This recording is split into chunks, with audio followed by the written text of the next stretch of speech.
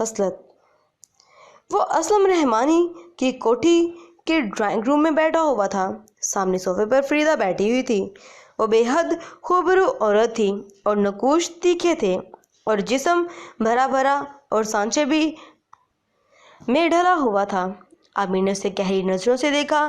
یہ عورت کسی بھی مرد کو پاگل کر سکتی ہے، لیکن اس وقت اس کی رنگت قدر پھیکی پڑی ہوئی تھی۔ تم گھبراؤ نہیں فریدہ، اگر تم مجھ سے تعاون کرو گی تو تمہیں کوئی نقصان نہیں پہنچاؤں گا۔ اس کے بدن سے نظریں چراتے ہوئے عامر نے کہا، کیسا تعاون چاہتے ہو تم مجھ سے؟ بتاؤ تمہیں کیا چاہیے؟ اس نے کہا۔ عامر کو اس کا لہجہ ذرا سا بے معنی خیز لگا۔ وہ سمجھ رہی تھی کہ عامر اس کے حسن پر مر مٹا ہے اور اسے حاصل کرنے کے لیے یہاں تک آیا ہے۔ دیکھو، اگر تمہیں پیسے چاہیے تو وہ میں تمہیں نہیں دے سکتی۔ اس کے علاوہ اگر تمہیں کچھ چاہیے تو بتاؤ۔ وہ ڈھکے چھپے الفاظ میں بولی، میرے جو ڈاکومنٹس رحمانی کے پاس ہیں وہ مجھے چاہیے اور وہ تم مجھے دو گی۔ اس نے کہا، نہیں، وہ اس کے پاس ہیں، میں کہاں دے سکتی ہوں؟ جہاں بھی وہ رکھے ہیں مجھے چاہیے۔ عامر بولا، نہیں، کچھ اور لے لو نا ان کی جگہ۔ اس نے کہا اور ایک ادا سے اٹھی اور چھوٹے قدموں سے چلتی ہوئی اس کی طرف آئی اور اس کا گدریا ہوا جسم لہرا سا گیا۔ وہ اس کے قریب آ کر گھٹنوں کے بل ذرا سی جھک کر بیٹھ گئی اور ہاتھ عامر کے گھٹنوں پہ رکھ دیے۔ شرٹ کے گہرے گلے سے عامر کی نگاہیں اندر تک کی سیر کر آئیں۔ گلا خطرناک حد تک گہرا تھا۔ عامر کی فریدہ کی تنی ہوئی چھاتیوں کا کچھ حصہ نظر آیا اور اس کے ہونٹ خشک ہونے لگے۔ وہ صبر جواب دے گیا۔ اس نے فریدہ کے ہاتھ اپنے گھٹنوں سے ہٹائے اور اسے کھینچ کر اپنی گود میں بٹھا لیا۔ اس کے بازو فریدہ کی کمر کے گرد لپٹ گئے اور اس کا چہرہ فریدہ کے منہ زور چھاتیوں میں دھنس گیا۔ اس نے لمبی سانسیں لی اور بے خود ساختہ سا ہوا اور فریدہ کے جسم سے حیوانی خوشبو آ رہی تھی۔ وہ خود بھی آگے ہو کے اس کے چہرے کو اپنے بدن کے ابھاروں سے ڈھانپنے ہوئی تھی۔ نہ جانے کتنے لمحے مدہوشی میں بسر ہوئے۔ وہ اس کے بازوں میں ہمک رہی تھی۔ اس کی قربت نشہ بن کر عامر کے حواس پر طاری ہو رہی تھی۔ اس سے پہلے کہ وہ خود کو بھول جاتا اسے ہوش آیا۔ وہ اس کے جال میں پھنس رہا تھا۔ اسے کندھوں سے پکڑ کر اسے علیحدہ کیا اور صوفے پر بٹھایا۔ کیا ہوا؟ وہ بولی، مجھے ہر حال میں وہ ڈاکومنٹ چاہیے۔ جاؤ وہ لے آؤ، میرے پاس زیادہ وقت نہیں ہے۔ اس نے خود کو پرسکون کرنے کی کوشش کرتے ہوئے کہا، کتنا وقت ہے تمہارے پاس؟ بہت کم۔ اب جاؤ وہ لے آؤ ورنہ تمہارا سب راز راز نہیں رہے گا۔ امی نے اسے دبی آواز میں دھمکایا، مگر وہ ڈاکومنٹس رحمانی کے آفس کے لاکر میں ہوتے ہیں۔ آفس چلی جاؤ اور جیسے بھی کرو وہ لے آؤ۔ ڈاکومنٹ کو چھوڑو، اور کچھ چاہیے تو وہ لے لو نا مجھ سے۔ وہ اس کے کالر سے کھیلتے ہوئے بولی۔ عامر نے ہونٹ بھینچ کر اپنے اندر اٹھتے طوفان کو دبانے کی کوشش کی۔ وہ وہاں سے نکلنا چاہتا تھا ورنہ وہ بہک جاتا۔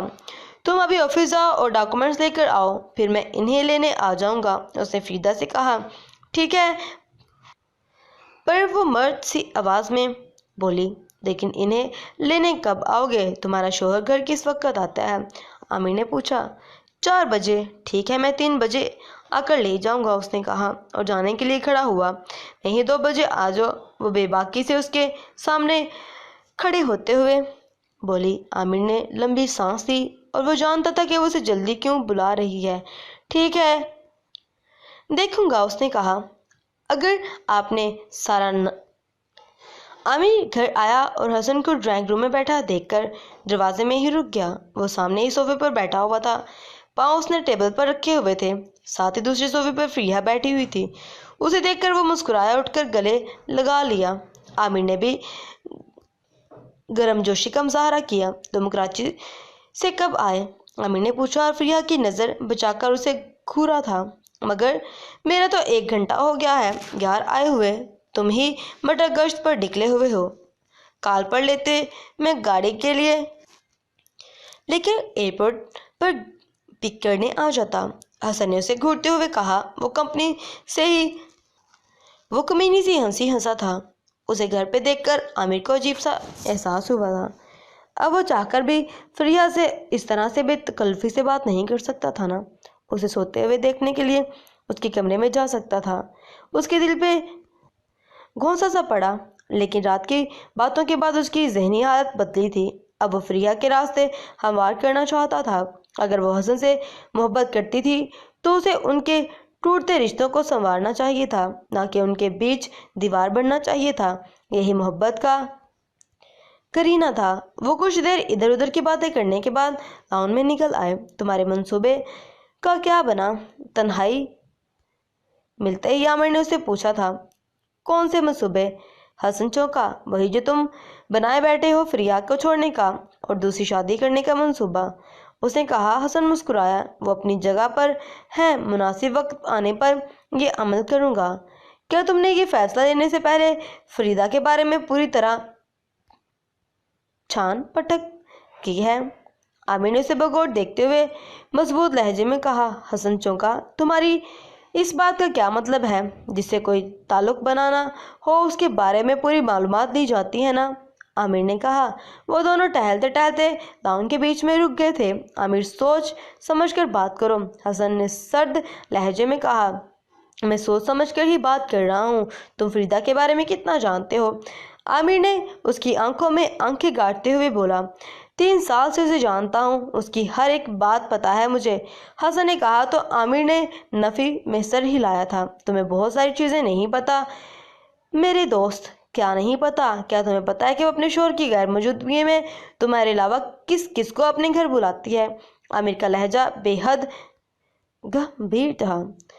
حسن کے چہرے کے عضلات اٹھے اور چہرہ سرخ ہو گیا۔ عامر بکواس نہ کرو، وہ دبی دبی آواز میں کرلایا۔ میں صرف تمہیں حقیقت بتا رہا ہوں۔ عامر نے اس کے کندھے پہ ہاتھ رکھا جسے اس نے جھٹک کر رکھ دیا۔ تمہیں کیسے پتا کہ تم اسے جانتے تک نہیں؟ حسن نے اسے سرخ ہوتی آنکھوں سے گھورا تھا۔ کچھ دن پہلے تک میں اسے نہیں جانتا تھا، لیکن اب جانتا ہوں۔ تمہیں بتا دوں کہ جس پراپرٹی ڈیلر سے میرا کام الجھا ہوا ہے اس کا نام اسلم رحمانی ہے۔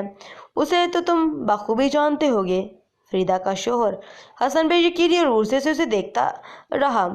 میں اس کے گھر تھا اور اپنی آنکھوں سے فریدہ کو ایک مرد کے پہلو گرماتے دیکھا ہے۔ بس عامر، بہت ہو گئی تمہاری بکواس، اب میں تمہارا ایک لفظ بھی نہیں سنوں گا۔ حسن بری طرح تلملایا کر بولا۔ تم فریحہ کے پیار کو ٹھکرا کر بہت بڑی غلطی کر رہے ہو، وہ تم سے محبت کرتی ہے۔ عامر نے بمشکل کہا۔ یہ الفاظ کہتے ہوئے اس کی زبان کانپتی تھی۔ تمہاری انمن گھڑت کہانیوں سے جو تم فریحہ کے کہنے پر مجھے بتا رہے ہو، میرے ارادے نہیں بدلنے لگیں گے۔ آئندہ مجھے سے ایسی کوئی بات نہ کرنا، ورنہ ہماری اتنے سالوں کی دوستی ختم ہو جائے گی۔ عامر یار، میری بات کا یقین کرو۔ اسے اس کی بات کی بھنک بھی نہیں پڑی۔ میں تمہیں صرف حقیقت۔ بس یار پلیز۔ حسن نے اس کی بات کاٹی تھی۔ یقیناً فریحہ نے تمہیں اپنی مظلومیت کے قصے سنائے ہیں، تبھی تم ایسا کہہ رہے ہو۔ اس کے بارے میں کوئی بات ہی نہ کرو۔